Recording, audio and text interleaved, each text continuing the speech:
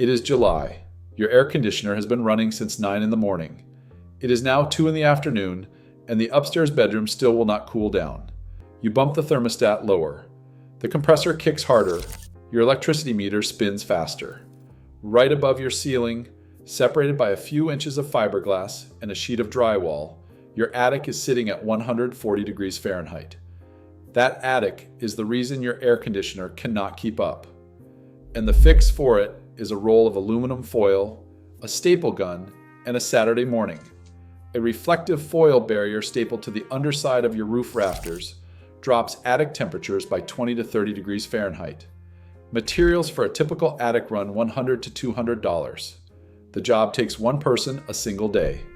And the same product, the same foil, the same staple gun, installed by a company that drives a van to your house, costs $1,500 to $2,800. Same material, same result. The only difference is who holds the stapler. All right, so here's why this works, and why your insulation alone is not doing what you think it is doing. Heat moves through your house in 3 ways. Conduction is heat traveling through solid materials. Your roof bakes in the sun, and that heat conducts through the shingles, through the plywood decking, and into the attic. Convection is heat moving with air. Hot attic air rises, shifts around, and finds its way through gaps in your ceiling into the rooms below. And then there is radiation. This is the one most people have never thought about. On a summer afternoon, your roof deck is running 150 to 170 degrees Fahrenheit. That superheated surface does not just sit there holding its heat. It radiates infrared energy downward, the same way a campfire throws heat at your face from 10 feet away. That radiant energy crosses the open air of your attic and hits everything below it. Your insulation, your ductwork, your ceiling. Your fiberglass insulation handles conduction. It slows heat from passing through by contact. It does that reasonably well, but fiberglass absorbs radiant heat. It soaks it up and then passes it through to the drywall below. Your insulation was never designed to stop the kind of heat that is doing most of the damage on a hot day. A radiant barrier is a sheet of aluminum foil, usually laminated to a thin plastic or paper backing for durability. It reflects 95 to 97% of that radiant energy back toward the roof before it ever reaches your insulation. Think of it this way. Your insulation is a winter coat. It keeps heat from passing through by contact. The radiant barrier is shade. It stops the heat from hitting you in the first place. Now, to be clear about what this is and what it is not. A radiant barrier does not replace your insulation. It does not eliminate your need for air conditioning. It handles one specific type of heat transfer, radiant, and it handles it extremely well. The Department of Energy estimates cooling cost reduction at 5 to 10% in warm climates. In hot climates with ducts running through the attic, which is most of the Sun Belt, real-world numbers push higher. What it does is take a meaningful load off your air conditioning system so it runs less, cycles are shorter, and it lasts longer. It is not a silver bullet. It is the piece most houses are missing, and the research behind that is not thin. Oak Ridge National Laboratory, the Department of Energy's primary building science research facility, tested radiant barrier systems in their large-scale climate simulator. They built 4 identical attic configurations and subjected them to simulated summer conditions. The attic with aluminum foil stapled to the underside of the rafters, the simplest and cheapest installation method, reduced heat flow through the attic floor by 50% compared to the control, not 5%. 50. Half the heat that would have reached the living space was reflected back before it got there. Published by Oak Ridge National Laboratory, funded by the Department of Energy, peer-reviewed. The Florida Solar Energy Center at the University of Central Florida has been studying this since the late 1950s. In one of their field studies, they installed radiant barriers in 9 occupied homes across Central Florida, homes ranging from 940 to 2,400 square feet, with varying levels of existing insulation. They monitored cooling energy use before and after across matched time periods with nearly identical outdoor temperatures. The result was a 7 to 12% reduction in cooling electricity, with peak demand reductions even larger. These are real homes with real families running their air conditioning the way they always do. Not a lab, not a model, measured data. And then there is a homeowner in South Texas who documented everything on his own. He bought 3,000 square feet of radiant barrier foil for his 1930s era home during a summer that hit 100 degrees Fahrenheit or higher for over 50 consecutive days. Before the install, his attic was running 120 degrees Fahrenheit or more, about 20 degrees above the outside air temperature. The attic stayed over 100 degrees Fahrenheit until well past midnight. He did the entire job solo in about 12 hours, working between 4 a.m. and 8 a.m. each day before the attic became unbearable. After the install, his attic temperature never climbed more than 5 to 10 degrees above outside air, even in peak heat. His electric bill dropped roughly $50 the first month. He said the house felt cooler, even with the thermostat set higher than before. That is a 50% reduction in heat flow from Oak Ridge. Measurable cooling energy savings across 9 homes from the Florida Solar Energy Center, and a single homeowner in Texas who cut his attic temperatures by 15 to 20 degrees and felt the difference through his ceiling the same week. Let me put some numbers on the cost side because this is where it starts to feel a little unfair. The foil itself runs about 15 to 25 cents per square foot for single-sided perforated radiant barrier, the type you want for a standard vented attic. For a 1,500 square foot attic, that is roughly $225 to $375 in material. Add a staple gun, a utility knife, a headlamp, and a few rolls of foil tape for seams, and you are in the $150 to $400 range total, depending on your attic size and whether you already own basic tools.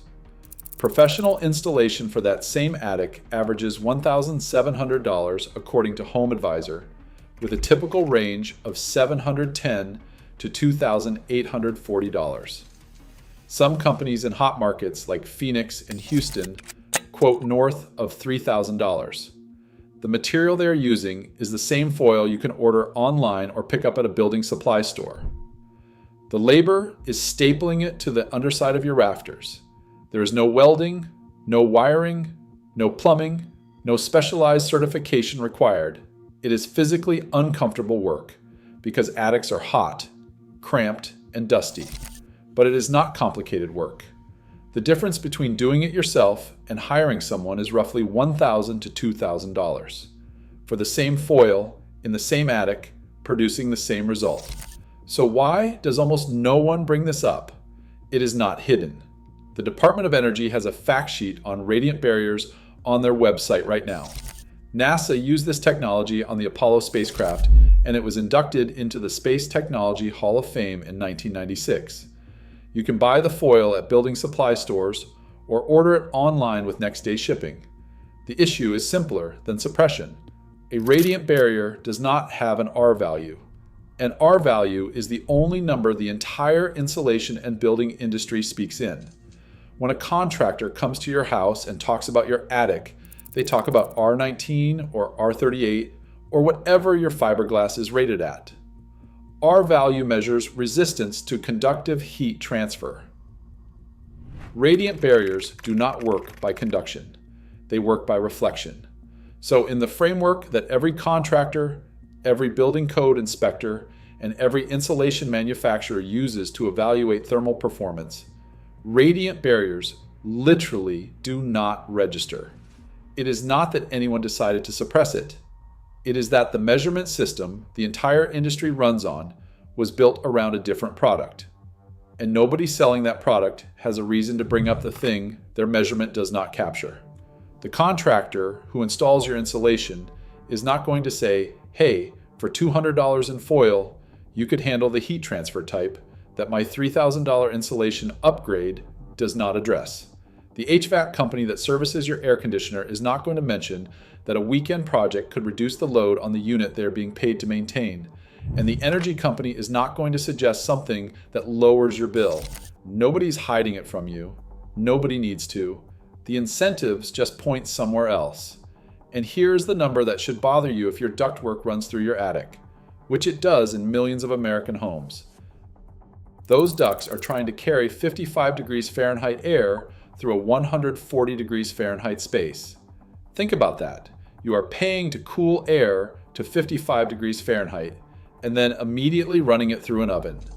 Every foot of duct in that attic is bleeding cooling capacity into the surrounding heat. By the time the air reaches your bedroom vent, it is not 55 anymore. Your AC compensates by running longer and harder, which costs more and wears the system out faster.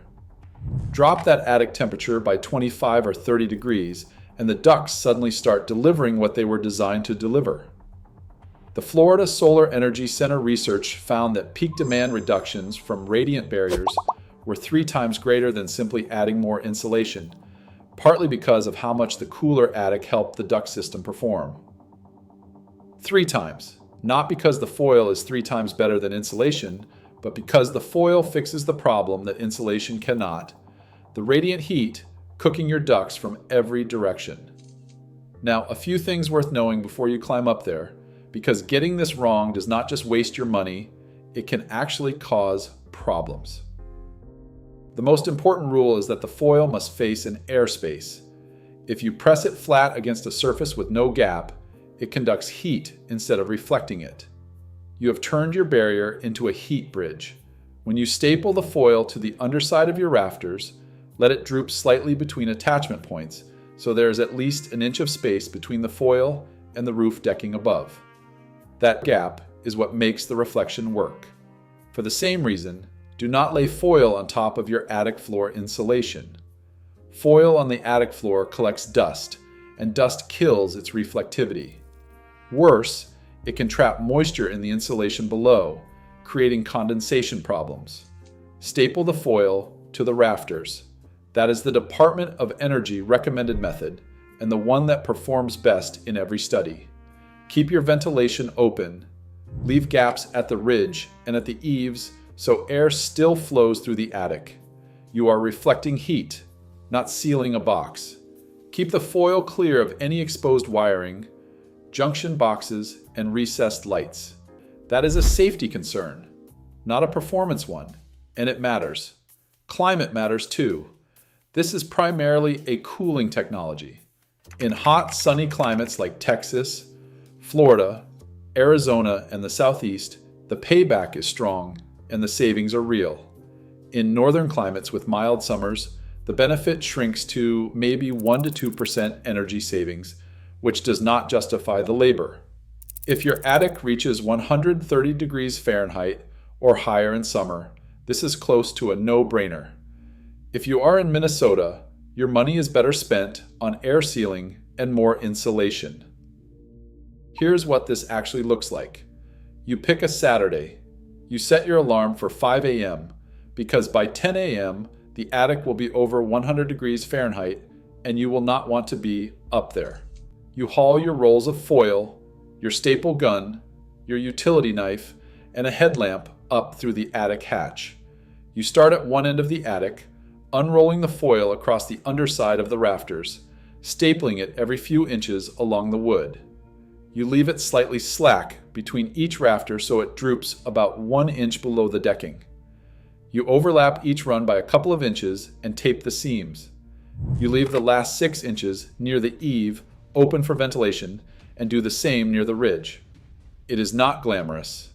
The attic is hot, the space is tight, and your knees will not thank you. But the work itself is just unrolling, stapling, cutting, and moving to the next bay. If your attic is open and accessible, a 1,500 square foot attic takes 8 to 12 hours for one person. 2 people cut that in half. The next afternoon, you go back up. The attic that used to hit 140 degrees Fahrenheit is sitting around 110 to 115 degrees Fahrenheit.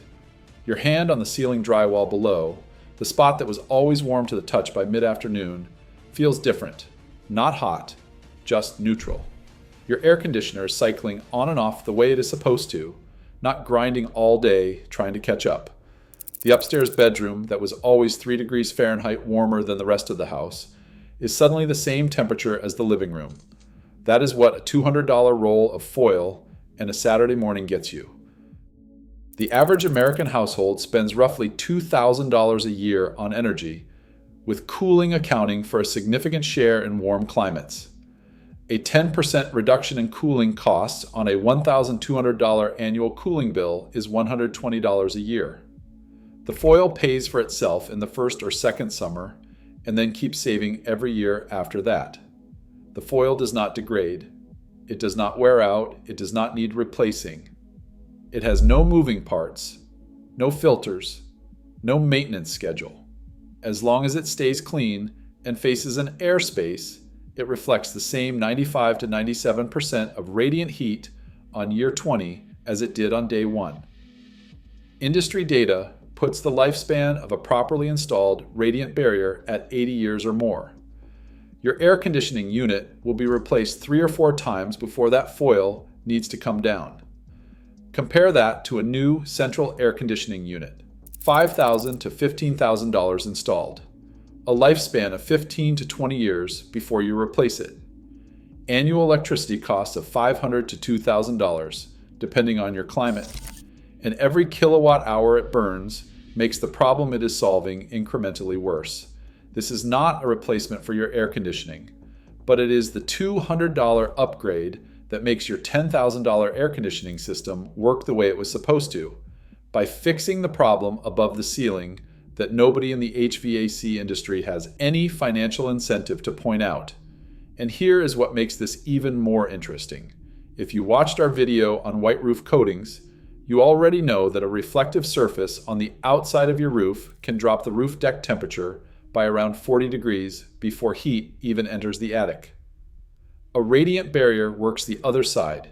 It catches whatever heat still gets through the deck and reflects it back before it reaches your insulation. One handles the outside, one handles the inside. Same physics, 2 layers. Stack them and you have a roof that reflects solar energy before it enters and reflects radiant heat before it exits. Your attic goes from a 140-degree oven to something close to ambient. Your air conditioning goes from running a marathon to barely breaking a sweat. Total cost for both, a couple $100 and 2 weekends. Total cost for the industry's answer to the same problem, $15,000 in equipment that you will replace twice in your lifetime. The foil is at the hardware store. The paint is at the hardware store. The hardest part is knowing they exist. Now you do. Subscribe. The next one goes deeper.